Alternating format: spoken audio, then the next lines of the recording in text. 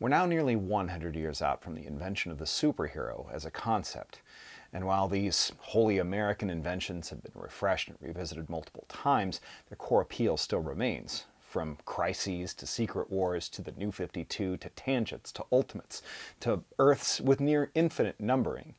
There have been plenty of popular alternate versions of a lot of these characters, but recently both Marvel and DC forayed into a sort of a soft reboot of their universes, using familiar characters in reimagined settings, but from two totally different theories of how they're going to build their respective absolute and ultimate universes. So we're going to break those down here today and give you a little primer on each of those. And I'm going to tell you which one I ultimately or absolutely prefer. Stick around. I'm Dan Umpton, and this is the Doomcast.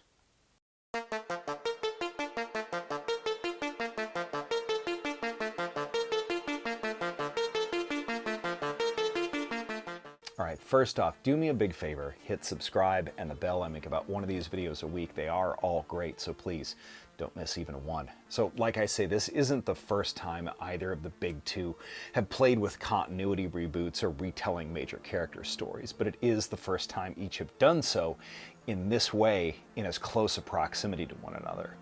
And to be clear, these aren't really reboots of the entire universe. They're reboots of alternate universes, sort of.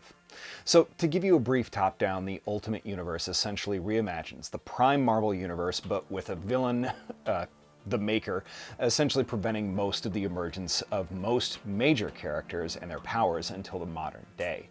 And as a result, the whole world in the Marvel universe looks very, very different. The DC Absolute Universe, I just asked creative teams, some of the best in the business honestly, to reimagine characters and change their origins fundamentally, but still keep the core spirit of that character intact. And both of those approaches have their own unique challenges, and both are using an incredible array of industry talent, and both I have love for different reasons. Obviously, Ultimate is already ahead of the game, and this is also the second time that they've tried doing an Ultimate Universe. Not that the first one wasn't a failure, but they just consolidated some of the most popular characters from that into the prime continuity, and now they're back to it. Jonathan Hickman, a fan favorite writer, one of my favorites as well, reimagined a universe in which the Maker returned to the past prior to the emergence of the Fantastic Four, manipulated Reed Richards into failing his rocket flight that gave the Fantastic Four their powers, and horrifically brainwashed him into believing that he is Doom, or some permutation of that character. No idea where the regular Doom is so far, and prevented Captain America from being found and unthawed in the 60s, or concurrent continuity. The Avengers didn't really get created in the same way, Spider-Man never got powers, and many, many more exceptions. The world is split into different factions, with many familiar characters playing very changed and sometimes outright evil roles. For example, the Incredible Hulk is a centered and meditative former monster who's now in control of an entire nation, or group of them. Captain Britain speaks French and is a weird, swarthy gentleman. Iron Man fought the Maker and imprisoned him inside of a relativistic time chamber in Latveria for 2 years, making his son the new Iron Man in sort of Iron Lad armor. Feels like foreshadowing. Of course, the Ultimate X-Men interpretation is entirely built from the mind of mangaka Peach Momoko, who's one of the most popular cover artists, also really popular with Demon Days as well.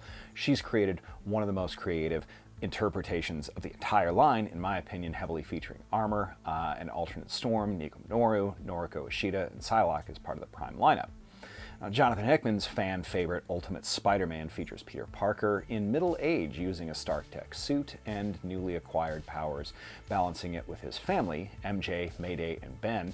Aside from the delight of seeing him with his family, the foreshadowing of Venom, Doc Ock, Green Goblin, and Black Cat are all cool, but nothing compared to how massively powered up Wilson Fisk is as a villain in this version of Spider-Man.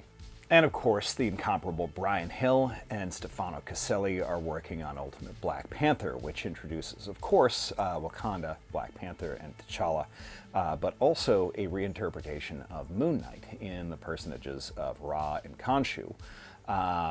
Also, you get an interpretation of Ultimate Doctor Strange.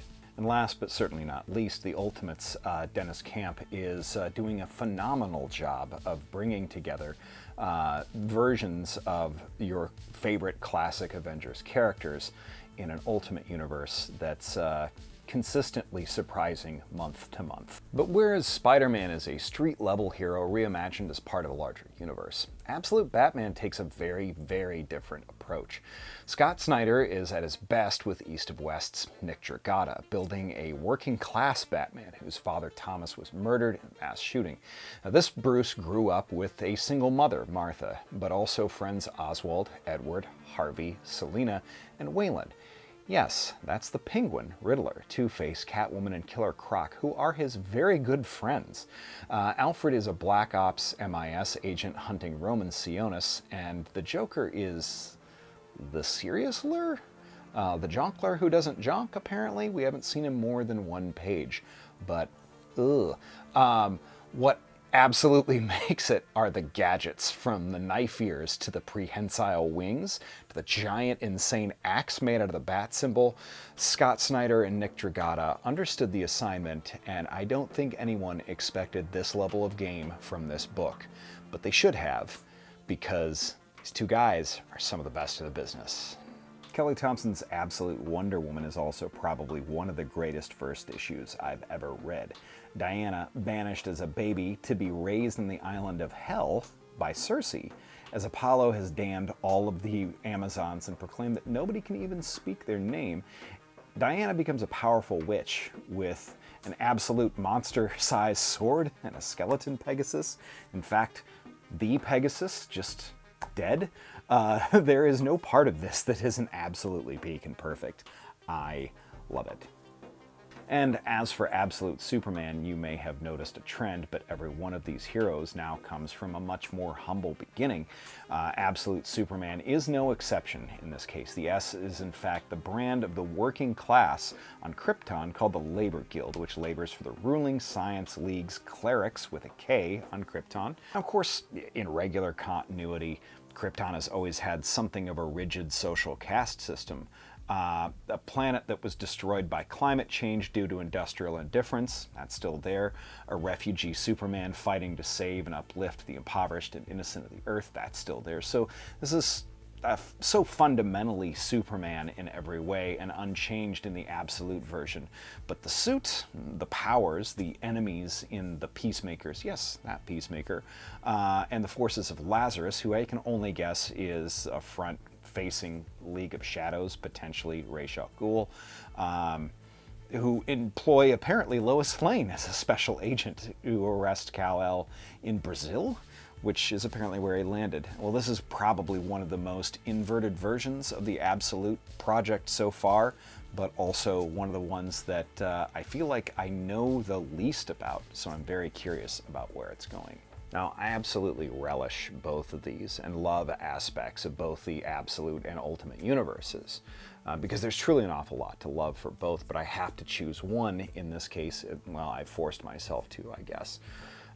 But if there is one that I'm more excited for, it's actually Absolute DC.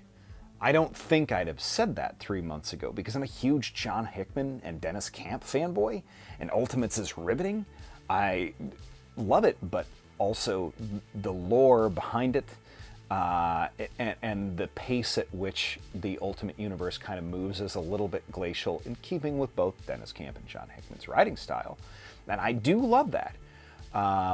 But I think the Ultimate Universe has 3 absolute all-timer first issues that are kinetic, supercharged in a way a lot of DC has not been, and got me excited about characters in a way that I haven't been in ages. Now, don't get me wrong, I love Marvel and what they're doing with Ultimates, but I'm too excited for Absolute Flash, Absolute Green Lantern, Absolute Martian Manhunter in a few months, especially since Al freaking Ewing, of all people, is going to be writing Absolute Green Lantern.